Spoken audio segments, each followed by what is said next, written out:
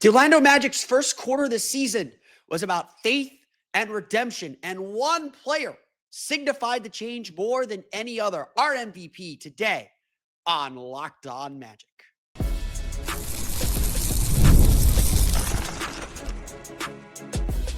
You are Locked On Magic, your daily Orlando Magic podcast, part of the Locked On Podcast Network, your team every day. And you are indeed Locked On Magic. Today is December 3rd, 2025. My name is Philip Rossman-Reich. I'm the senior writer over at OrlandoMagicDaily.com, credentialed member of the Orlando Magic Media since the 2012 season.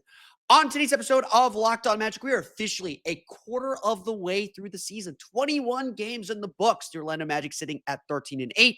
And so today we're going to recap the first quarter of the season the only way we know how, by looking back at who our MVP was and why the Magic are better than their record. Plus, we'll look ahead to the next 20 games coming up on today's episode of Locked On Magic. But before we do any of that, we want to thank you again for making Locked On Magic part of your day every day, no matter when you listen to us, whether it's first in the morning, whether it's right we upload. We truly appreciate you making Locked On Magic part of your day every day. We truly appreciate you being one of our everydayers, our Orlando Magic dailies. That means you're listening every day. That means we're part of your regular podcast rotation. That means we are your first listen of the day. Truly appreciate everyone who has made the Locked On Magic community so great. We are nearing 5,000 subscribers on YouTube. So if you have not subscribed there yet, go ahead and do that. It's really easy. It's really simple. It shows me a little love, and I need the words of affirmation right now. We all do. You are great too. Love you guys. Thank you again for making Locked On Podcast Network the #1 sports podcast network. It's your team every day. Today's episode of Locked On Magic is brought to you by Game Time. Download the Game Time app and create an account. Use code LOCKEDONNBA for $20 off your first purchase. 21 games is a lot, but it's obviously not a lot. It's only a quarter of the way through the season. But the Magic's first 21 games felt like several seasons in one. It does not feel like the Magic have played one season. It feels like the Magic have had multiple seasons, have had multiple things happen to them, have had so many things, so many adversities, so many things thrown their way that they've had to figure out and survive to get to where they are now. Now, at 13-8, are the Magic where everyone thought they would be? Perhaps. After all, 13-8, if I can do my math here real fast. 13-8 is a 51-win pace. So perhaps the Magic just ended up exactly where they were going to be or where they were expected to be, but got there through a roundabout way. The first 8 games, an 8-game stretch that we all highlighted as one the Magic could take advantage of, one the Magic could get a lot out of. And really the first 10 or 11 games. Really, we'd say the first 10 games because game 11 was such a turning point for the season. The Magic were inconsistent. They weren't scoring very much. They were struggling to defend consistently. They didn't look like the Orlando Magic. And as we sat there, especially after the Atlanta game, after the Detroit game early in the season, after the second Boston game, there was a lot of hand-wringing. There's a lot of panic. I fielded so many questions. It all wasn't working, and no player seemed to symbolize that none of it was working like Desmond Bane. The Magic's big acquisition, the guy that cost them 4 first-round picks, 2 rotation players, was not working. He took only 1 3-pointer in the loss to the Boston Celtics at the Kia Center after that raucous NBA Cup win, which turned out to be pretty important for this team. Desmond Bane was struggling to integrate, and the puzzle that looked like it was going to fit so perfectly didn't look like it had much direction. We were talking about big, weighty things, and again, those were all fair discussions. As much as I sat here and said, wait till after the Thanksgiving trip before you make any decisions, which kudos to me, I guess. there were weighty discussions being had. And again, like that team that struggled early in the season, a lot of it was cohesion. That team is still in there. That team, that team with those weaknesses, that's going to be a fight the rest of the season. The turnovers, the rebounding, staying consistent on defense, the bad shooting, it's all going to be there. But in one moment, in one instant, the whole tenor of the team changed. In one moment, the light bulb just flickered on. And this team has not looked back since. You know what that moment is. I know what that moment is. I'm doing this podcast. Of course, I know what that moment is. I'm telling the story. You know what that moment is. Desmond Bane's game-winning shot against the Portland Trail Blazers was a turning point in the season. It was a clarifying moment. It was a pressure release valve on everything the Magic were doing. All of a sudden, it all made sense. It felt confident because certainly the finish to that Blazers game where the Magic blew a double-digit lead, had multiple opportunities to win, hit the foul line, multiple opportunities to get stops that they failed to get. There were a lot of pieces of that puzzle that fell apart in ways that were not ideal for anybody. But the Magic got the win, got this moment of pure joy. If you've ever hit a game-winning shot, and certainly when you hit a game-winning shot, you feel like you're on top of the world. And the Magic have rode that momentum throughout the rest of the season so far. Now they're confident. Now they're playing with swagger. Now they're playing with joy. They are playing Orlando Magic basketball.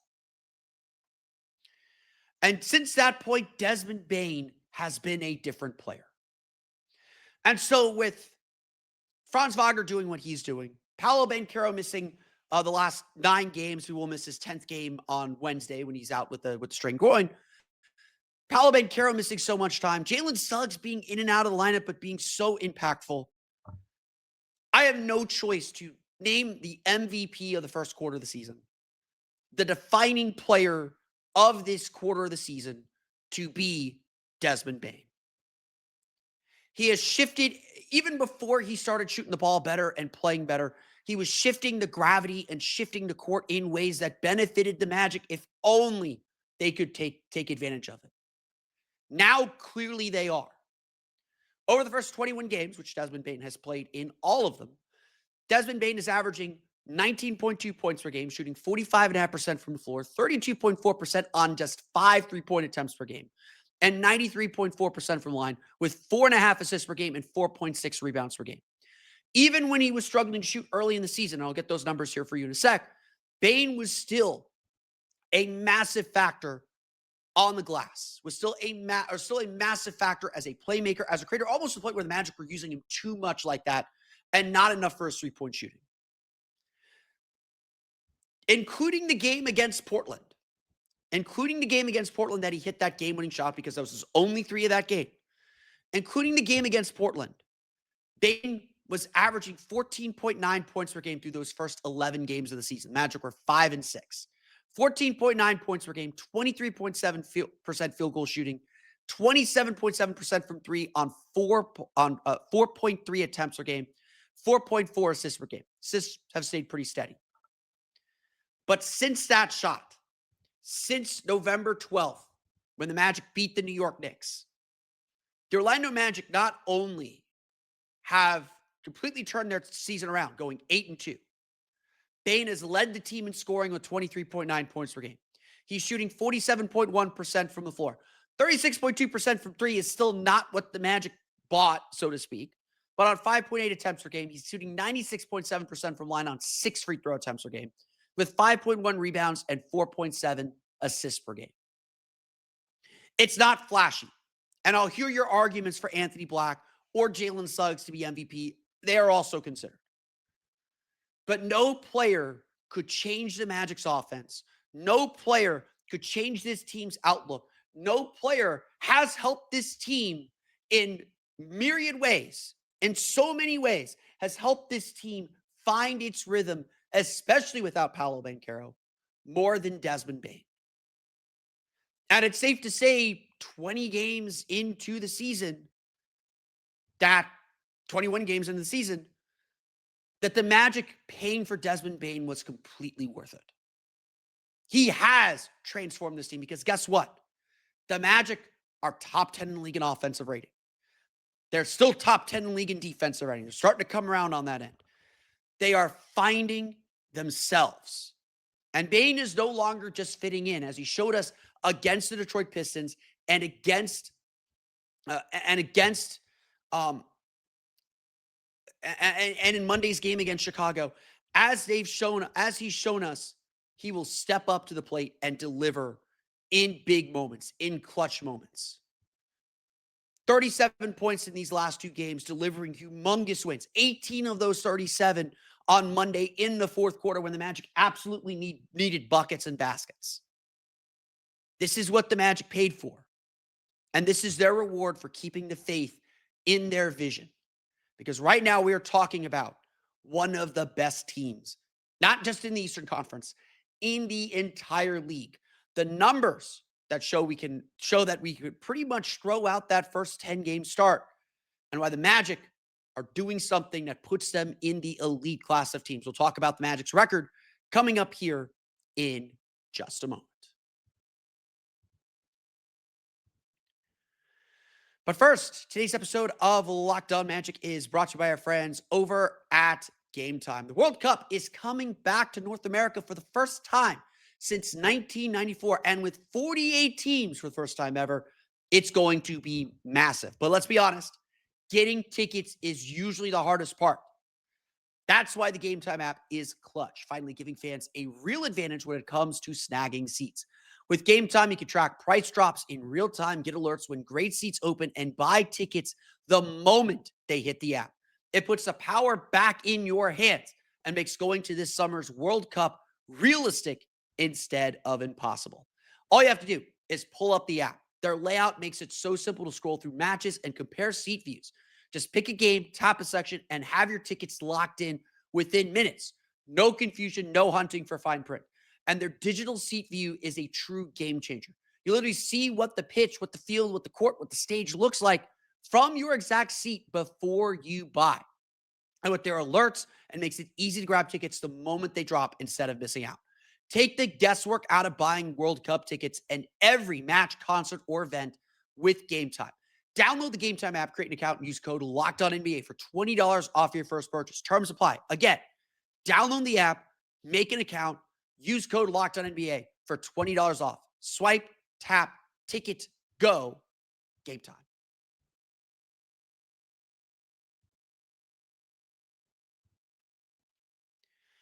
We want to thank you again for making Locked On Magic part of your day, every day in your first listen of the day. And thank you again for helping make the Locked On Podcast Network the #1 sports podcast network. I am not an analytics guy in the sense that I know like these advanced regressive models and all these things, but I do like numbers because they do help us like put a like really fine point on how a team is performing and how a team is playing. And figuring out how to translate this stuff into wins, that was the whole point of Moneyball. That's certainly a trick. And so, you know, I'm an analytics guy in the fact that I like numbers because they tell us something like it's just data. And so just understanding data and telling us, trying to quantify what's happening on the court. But that without actually watching games and confirming what these numbers are saying, or trying to say like, okay, how are these numbers being formulated? You got to have both. So I'm a big believer of both. But the reason why I like offensive rating, defensive rating, hardly advanced stats is it's possession neutral. The Bulls play really fast. The Celtics play really slow. How do you compare those two teams and who's being efficient? And so for the longest time, it's been pretty simple that net rating is the best judge to figure out, okay, who's actually good? Who's just scraping by and winning close games, and who's actually kind of taking care of their business?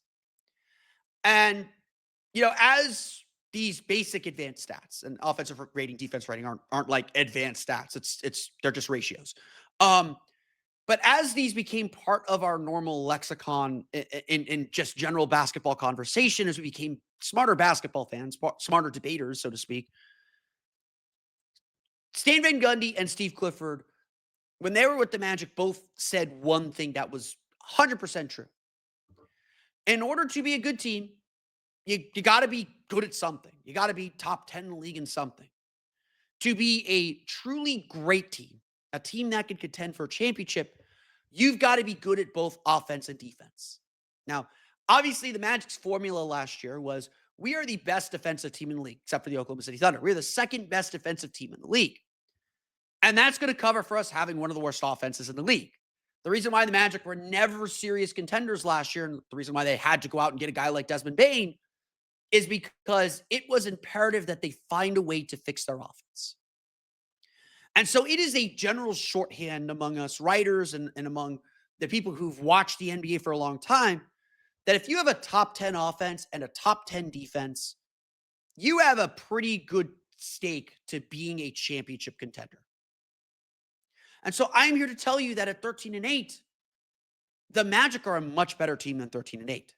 Statistically, just based off point differential, and yes, there are some outliers, a 28-point win over the Clippers, a 43-point win over the Sixers, I believe it was a 32-point win over the Hornets. Like, they have some big wins under their belt. But according to point differential, the Magic should be 15-6. Again, which two games did they drop? Well, Houston, I'll give you that one. Maybe that second Boston game they should have won. Like, the Magic statistical profile looks like a 15-win team at this point. But here's the rub. There are currently 4 teams in the league, 4 teams with an offensive rating and a defensive rating in the top 10. I'll give you a second to guess who they are. And yes, one of them is the Orlando Magic. I wouldn't bring it up if one of them weren't the Orlando Magic. But it's the Houston Rockets, the Oklahoma City Thunder, somewhat surprisingly, the Minnesota Timberwolves, and your Orlando Magic. That's right. The Magic are the only team in the Eastern Conference currently with a top 10 offense and top 10 defense. Now, I will note the Detroit Pistons are just outside the top 10 in offensive rating. The Miami Heat are just outside the top 10 in offensive rating. There's a few other teams. We're still very, very early in the season. So stats are starting to become a little stickier. Like I have a lot of, I was shouting it when the Magic were struggling to score early in the season and they were struggling with their pace. I was like, this is going to work. This is going to work. This is going to work. It's working. I have a lot of faith that the Magic will stay, maybe not in the top 10. It wouldn't shock me if they fall into 11th to 12th, but they're going to be a top half of the league offense. Like, freezing cold, take me later on this when they inevitably can't shoot, which they can't right now. But I think they're going to stay in the top half of the league in offense rating. I'm very confident about that. And so this is just proof that the Magic are better than their record. And look, everyone around the league is starting to notice. Half the reason there is this big debate about whether the Magic are better without Paolo is because there's a belief that this team is legit. Like, honestly, those questions, those doubts, that's respect. That's respect that this team is good. Brian Scalabrine opened up the pregame show on Peacock on Monday saying the Magic are the best team in the East. Brian Scalabrine works for NBC for the national broadcast. He's the Boston Celtics color analyst as well. He's seen the Cleveland Cavaliers. He's seen the Magic 3 times. One of them doesn't count, but he's seen the Magic 3 times, saw them 5 times in the playoffs last year. He's speaking with a little bit of authority. The Celtics have gotten around. They saw the Pistons. The Magic beat the Pistons. The Magic have beaten the Knicks twice. The Magic have beaten the Heat already. This is a different kind of Magic team. And as we move into the second quarter of the season, I want to set that expectation high because even though they're just 13-8, even though they had that terrible start and they've avenged three of those 4 bad losses. The Atlanta one, they'll have to wait a little bit to avenge that loss. But Orlando is doing a lot of really good things. They are playing like a true contender. And they're on pace to accomplish a lot of the goals that they had for the season. Now, they got work to do. Don't get me wrong. I think the defense still needs to be a little bit more consistent. They need to be better defending the paint. They give up a lot of paint points. There's numbers to suggest that they've had some bad shooting luck, that teams are making shots despite tough shots that Magic giving up. Orlando leads the league, giving up the fewest 3-point attempts per game in the league. But here's the rub. Here's the other thing that tells me the Magic are better than their record. According to ESPN's RPI ratings, the Magic have played the 4th most difficult schedule in the league so far. Again, still early. But they've played the 4th most difficult schedule in the league by opponent win percentage. They've gone 6-1 against teams with records below 500. They are taking care of their business against the bad teams in the league. That's all you ask for. Even when they were down bad, when they lost 4 in a row, they beat up on Charlotte and Washington. That's a good sign. But here's a key difference this year.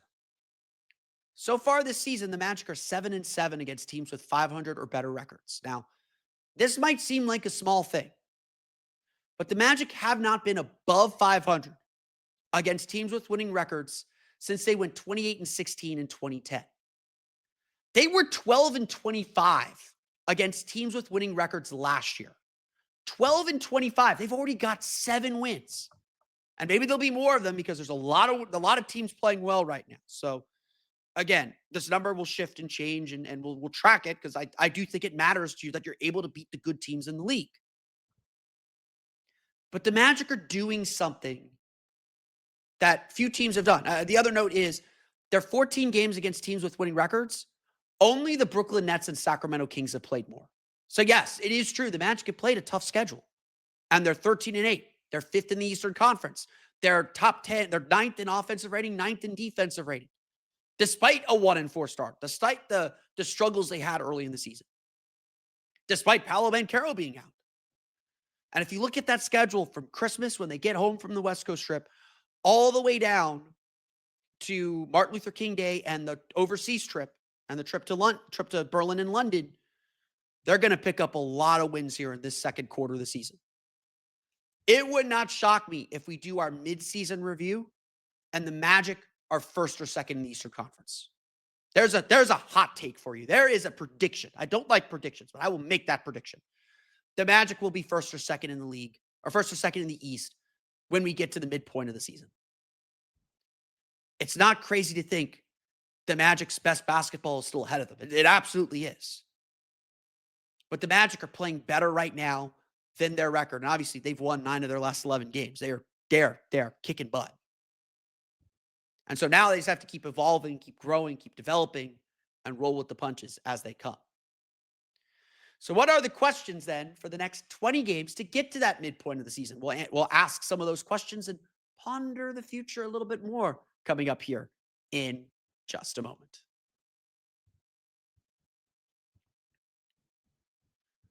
But first, today's episode of Locked On Magic is brought to you by our friends over at Robinhood. What if sports were traded like markets? Now, you can put your sports IQ to work in real time with Robinhood prediction markets. It's not you against the house, it's you participating in a live market.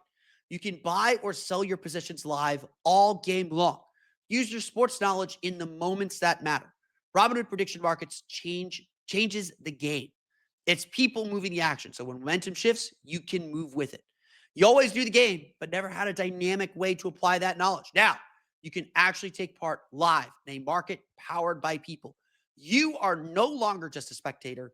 Play by play, you decide. Trade every play with Robinhood, now available across the U.S. Download the Robinhood app now to begin.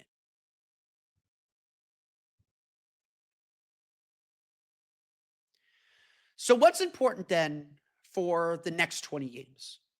13-8, like I said, we will hit game 41. Let me make sure I scheduled that correctly. So give me 1 second to pull up my schedule page here. We will hit game 41 on game 41 comes on January 18th. So the Magic will hit the midpoint of the season in London. So again, my prediction stands. How high will the Magic climb in the standings? That is question number 1. because I mentioned this before to a few people who are like fretting about the schedule, and the Magic's next 5 opponents are all going to be playing in the NBA Cup knockout round. They play San Antonio on Wednesday, Miami on Friday, New York on Sunday, Miami in the NBA Cup quarterfinal on Tuesday. They'll play either Toronto or New York again in the semifinal in Vegas or wherever they're going to play it. They'll have plenty of games. They'll have games here coming up. And then after the NBA Cup stuff is done, they go to Denver, to Utah, to Golden State, to Portland for a difficult 4-game road trip. I actually think it's a benefit that they go on that road trip after Vegas. I don't think they'd come home from that. I think they'd be out west. And so that's a benefit to them. When they get back from that trip, so they're on that trip December 18th through the 23rd, about a week. December 26th, Boxing Day, they host Charlotte. Then they play Denver at home, back-to-back. Then at Toronto, at Indiana, at Chicago. Look, we saw Chicago. Chicago's been tough. Indiana at home on January 4th. At Washington, at Brooklyn, Philadelphia, New Orleans, and then the 2 games against Memphis. Again, looking at that, really only the 2 games at Denver, at Golden State. 20 games here. The 2 games with Denver, Golden State, Toronto, maybe at Chicago will be tough. The Magic will be favored in every single game they play, except for the 2 Denver games or the Golden State game in that stretch. They're currently favored by, I believe, 5.5 points over Miami for the NBA Cup game. I imagine that'll be the same on Friday.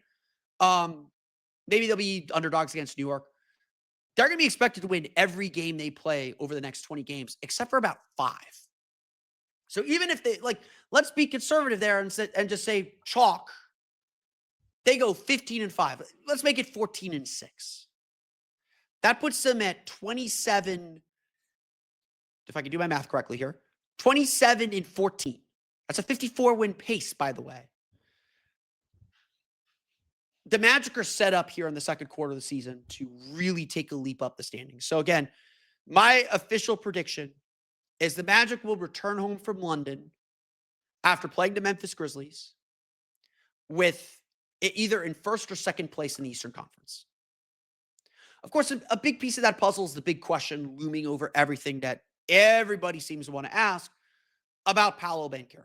Now, I think a lot of these questions are ridiculous. I've done several episodes, go back into our archives, talking about why Paolo Banchero was really good for this team, had figured stuff out after that struggle to start, and was set up for, and it's been set up for success. And now that the team is on a roll and you can see and feel what this team is doing, I do suspect that Paolo is going to come back and be additive to this team. Will there be a few mid-range jumpers that you roll your eyes at? Of course. Will there be a few ISO possessions you don't like? Of course. That's going to be part of his diet. But this guy that wants to pass the ball, wants to move the ball, now that this team is in rhythm and really comfortable with what they're doing, I can't imagine Paolo's going to take away from that. He is too good. He is too unselfish as a player to not add to this team, to not make this team significantly better. And so I honestly, the question is not whether the Magic will be better with Paolo Banchero. They're going to be better with Paolo Banchero. If you look at the numbers before his injury and this upswing in offense was starting before he got hurt. So people are saying oh, it's because Paolo's out that the team is playing better on offense. No. It was happening before. It was starting to percolate. What we're seeing now was going to happen whether Paolo was playing or not. It was going to happen. It was inevitable. They were figuring it out. But when Paolo went out with an injury, the Magic were 1 point per 100 possessions better offensively with Paolo on the floor. Now, again, some of that is the bench was struggling. AB hadn't quite found his groove yet. AB is as big of a swing. And again, make your argument in the comments on AB being the MVP of the first quarter of the season. I will listen to them. He has been a huge swing factor for this team. But Paolo is going to make this team better. That is frankly undoubted. The people who are doubting that don't watch him. The people who think that Paolo is somehow a huge problem don't watch him. The Magic needed Paolo these last 2 games. And getting him back is going to be absolutely huge. It's going to be humongous for this team. That's not the question. The question is when. because we are officially now 3 weeks since the injury, and Paolo will sit out Wednesday's game against San Antonio. I'd like to see him play Friday and Sunday if he's going to play in Tuesday's NBA Cup game. I don't want to throw him into the NBA Cup stuff cold, but if he's not playing for the NBA Cup, that's another week out. It's another 2-3 games out. And I want to see him play in those games. Like, those are big games, pressure games. I want these guys getting pressure experience. I want to, Paolo's. I want to see Paolo lift the trophy. I want to see everyone on this team lift that trophy. It's a cup. It's a trophy. I want the Magic to make sure they tell us where it is and we can see it and put it on display in the Kia Center, perhaps. But when Paolo comes back is the big question right now, because we all thought it was going to be sometime this week. And again, maybe it will be. Maybe he is starting to do some contact. Maybe we'll talk to Jamal Mosley Wednesday morning and he'll say, oh, he did some contact work on Tuesday. He's going to do another contact workout today. And we're hopeful he'll be back Friday. And none of this will matter. But it's when right now. The other questions I think we all have is just about consistency. Is Wendell Carter's crazy good three-point shooting going to last? Is this a new Anthony Black? Is this what we can expect from Anthony Black full time now? Or is this something that is going to go up and down? Because over his last 10 games, Anthony Black's averaging 16.4 points per game, shooting 39.5% from three, 50.4% overall, and 3.4 assists per game. He's a plus 10.9 per game, plus 10.9 points per game, not at rating, just raw points. Anthony Black's transformation is a big piece of why the Magic are where they are. Is a big piece of why the Magic have taken this massive leap and have become a contending team. Like, I'm going to say it, like, they have the statistical profile of a championship team. We should not be afraid to say this team can get to the finals, can win the Eastern Conference. They can. They beat the Pistons. They haven't played the Cavs yet. They've struggled against the Hawks. Those are the two teams that you worry a little bit about right now. But they'll prove themselves. They'll get that opportunity soon enough. These are the big questions. And again, like, I think, can Jalen Suggs keep his momentum up? Jalen Suggs has slowed down a little bit. He's shooting 24.1% on 7.3 attempts per game over his last 10 games. He's been a little too unleashed, I think. Like, he's still learning to kind of temper himself. And I think the Magic are going to be battling their pace thing for a good chunk of the year. They're still finding the right tempo and right pace they need to play at. Those are fair questions to ask. But Orlando, frankly, at the quarter mark of the season, since I've started doing this show, and again, it's been 8-9 years now that we've been doing this show, the Magic have never been in a better place. Like, frankly, like, we know what's happened over the last decade. Like, the Magic have had some nice seasons, but never a season where you're like, oh, this is a team that can actually do something. So let me close today's show with this unequivocal statement. This team, which we thought at the beginning of the season, this team is going to do something. This team is going to be a factor in May. Not early May, mid-May, late May, possibly June.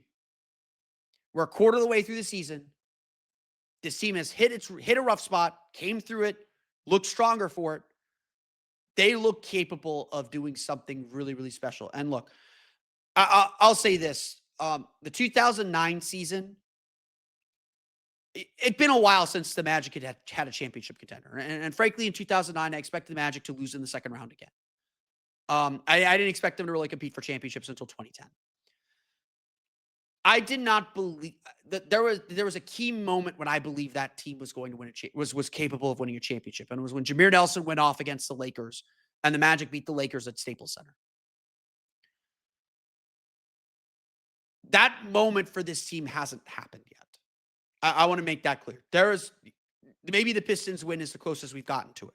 Maybe that Knicks win in New York on national TV. National TV games matter. Maybe that's as close as we've gotten to it. I don't think the Magic have had their like Heisman moment, their championship moment.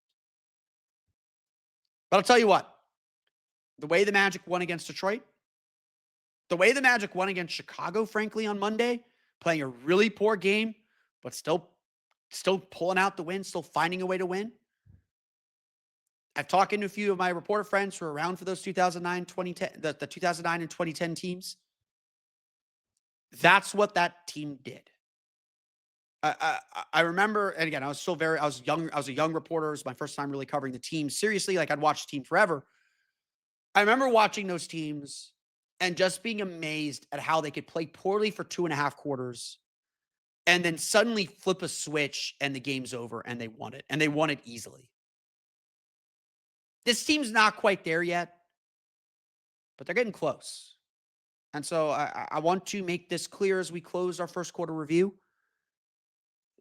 This team can do stuff. We're gonna be hanging out with this team for another 6-7 months, and it's gonna be a lot of fun. A good first quarter of the season, a lot of work still to do. But that's good, dude, for me today. I want to thank you all again for listening to today's episode of Locked On Magic. Of course, find me on Twitter at @PhilipRR_OMD and on Blue Sky at PhilipRR. You can subscribe to the podcast on Apple Podcasts, Stitcher, TuneIn, Himalaya, Google Play, Spotify, Odyssey, and all the places you download podcasts to your podcast-enabled listening device. You can check us out on YouTube as well. Just search for Locked On Magic. Again, we are closing in on 5,000 subscribers. So I want to thank the entire Locked On Magic community for making this podcast so great. And again, we're going to be hanging out for a long time watching basketball this season. It's going to be very, very exciting to get to the finish line here. For the latest on the Orlando Magic, be sure to check out OrlandoMagicDaily.com. You can find us there on Twitter at OMagicDaily. And for even more Orlando Magic content, be sure to check out my Patreon page, Orlando Magic Hub, at patreon.com/Orlando Magic Hub. As always, thank you for your support. Now that you're done making Locked On Magic your first listen of the day, go make your second listen Locked On Fantasy Basketball. Josh Lloyd hosts the #1 fantasy basketball podcast, giving you daily tips and helping you win your league, all while making you a smarter NBA fan. Find Locked On Fantasy Basketball on YouTube or wherever you listen to podcasts, part of Locked On Podcast Network. It's your team every day. That's good, dude, for me today, though. I want to thank you all again for listening to today's episode of Locked On Magic. We'll be back tomorrow to recap the Orlando Magic's game against the San Antonio Spurs. We'll broadcast that from the Kia Center. Until then, for Orlando Magic Daily and Locked On Magic, this has been Philip Rossman-Reich. We'll see you all again next time for another episode of Locked On Magic.